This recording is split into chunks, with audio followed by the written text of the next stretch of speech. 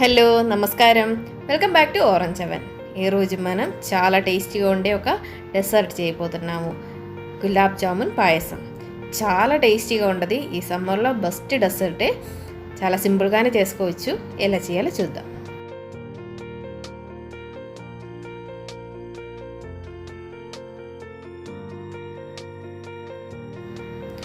ముందుగా గులాబ్ జామున్ కోసం sugar syrup చేసుకోవాలి. నేను 250 ml కప్పులో 1 కప్పు షుగర్ వేసుకుంటున్నాను. 1.5 కప్పు వాటర్ కూడా పోస్తున్నాను.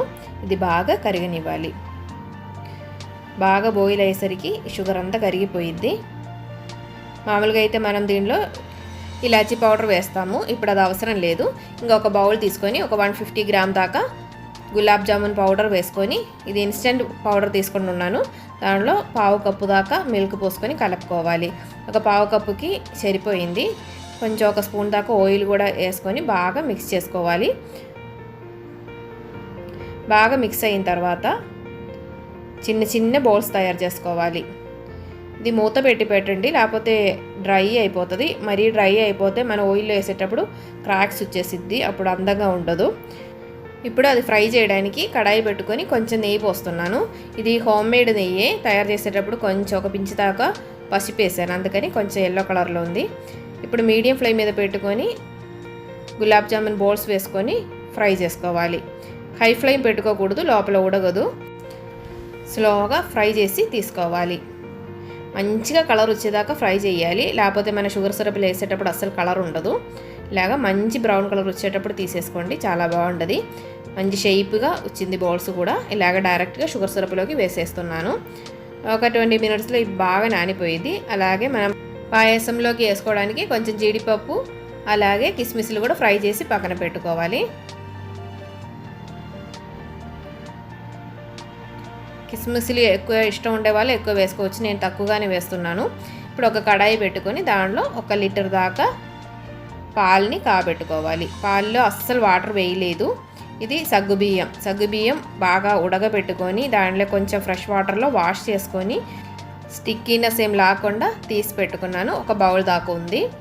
అలాగే 2 టేబుల్ స్పూన్ దాకా కస్టర్డ్ పౌడర్ కూడా కొంచెం పాలు పోసుకొని మిక్స్ చేసుకొని పక్కన పెట్టుకోవాలి.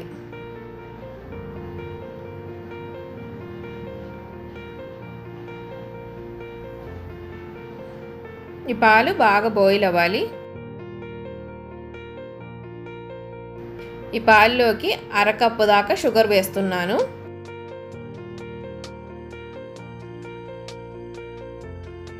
ఇది బాగా బాయిల్ అయినప్పుడు మనం రెడీ చేసి పెట్టిన సగ్గుబియ్యం దానిలోకి వేసుకోవాలి. చూసారు కదా, అస్సలు స్టిక్కీగా లేదు. ఇది జస్ట్ బాయిల్ అయినప్పుడు మనం కస్టర్డ్ మిల్క్ కూడా వేసుకోవాలి. ఇప్పుడు అది మంచి కలర్లో వచ్చేసిద్ది. అలాగే టేస్ట్ కూడా చాలా బాగుంటుంది. ఇది జస్ట్ బాయిల్ అవ్వాలి, అప్పుడు కొంచెం లైట్గా థిక్గా అవుతుంది. ఇప్పుడు ఒక 1/2 టిన్ దాకా మిల్క్ మేడ్ కూడా పోసుకోవాలి. ఒక 200 గ్రామ్ దాకా పోసుకుంటే చాలా టేస్టీగా ఉంటుంది. అలాగే షుగర్ కూడా కరెక్ట్గా ఉంటుంది. ఒక 1/2 స్పూన్ దాకా ఇలాచీ పౌడర్ కూడా వేసుకొని మిక్స్ చేసుకోవాలి. మనం పాల్లో అస్సలు వాటర్ పోయలేదు కాబట్టి చాలా థిక్గా చాలా టేస్టీగా ఉంటుంది. ఇప్పుడు కొంచెం థిక్నెస్ తక్కువగా అనిపించినా కూడా ఇది చల్లారేటప్పుడు బాగా థిక్గా ఉంటుంది. ఇప్పుడు మన గులాబ్ జామున్ బౌల్స్ కూడా బాగా సోక్ అయింది షుగర్ సిరప్లో. ఇప్పుడు అది కూడా వేసేసి దించేయడమే. ఇప్పుడు మనం ఇది సర్వ్ చేసుకోవచ్చు. సర్వ్ చేసినప్పుడు పైన ఫ్రై చేసి పెట్టిన క్యాష్నట్ కిస్మిస్ అది కూడా వేసుకోవచ్చు. ఇది ఫ్రిడ్జ్లో పెట్టి కూల్ అయినప్పుడే చాలా టేస్ట్ బాగుంటుంది, వేడివేడిగా తినేదానికంటే. ఒక నైట్ అంతా ఫ్రిడ్జ్లో పెట్టుకుంటే చాలా బాగుంటుంది టేస్ట్. అప్పుడు ఎలా ఉంటుందో అది కూడా చూపిస్తాను. థిక్నెస్ కూడా కరెక్ట్గా సరిపోయిద్ది.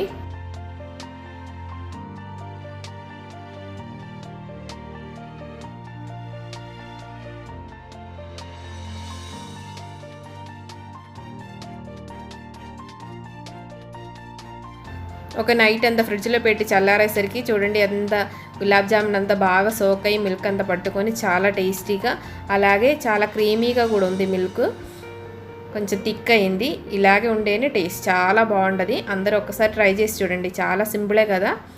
అందరూ హెల్తీగా ఉండండి, హ్యాపీగా ఉండండి. Thanks for watching orange continues. Bye bye.